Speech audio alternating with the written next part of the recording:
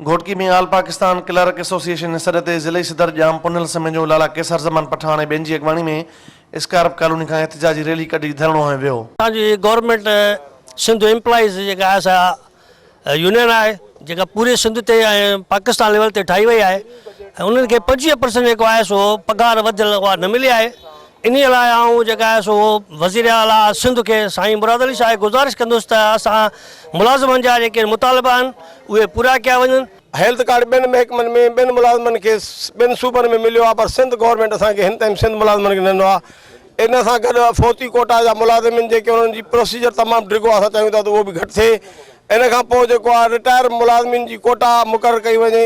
इन सिकीगा जे प्लेटफॉर्म ते जेके असांजा 25 मुतालबा आहिनि असां इहो घुर कयूं था त असांजा इहे मुतालबा मंज़ूर थियनि। 9 महीननि में जेको रिटायर थियो आहे उन्हनि खे छा मिलियो उहे त वीचारा तड़पदा वधा नी, फौती नी त उहे हुते तड़पदा वधा नी। इहा महिरबानी थिए त इंजीनियर रखियो वञे। अॻु हिकु 12 डिवीज़न में न हुयो, हाणे जेको आहे इरिगेशन में बि न आहे इंजीनियर, 2 डिवीज़नियूं ख़ाली पियूं नी। इहे इदारा कीअं हलंदा? सो सेक्रेटरी साहब खे ऐं वज़ीर आला खे जेको आहे अर्ज़ु आहे, ईअं सम्झो हथ ॿधी अर्ज़ु कयूं था त इहे शयूं असांखे ॾिनियूं वञनि। आपका अॻवाननि पारां मुतालबो कयो वियो आहे त मुलाज़िमनि जी पघार में 25% वाध कई वञे। मुलाज़िमनि खे रिटायरमेंट दौरान ग्रुप इंश्योरेंस ॾिनो वञे। हर महीने यूटिलिटी अलाउंस सां गॾु सन कोटा ते अमल कयो वञे ऐं कॉन्ट्रेक्टी मुलाज़िमनि खे जल्द खां जल्द रेगुलराइज़ कयो वञे। कैमरामैन शाहिद चने सां गॾु नियाज़ चनो, सिंध टीवी न्यूज़, घोटकी।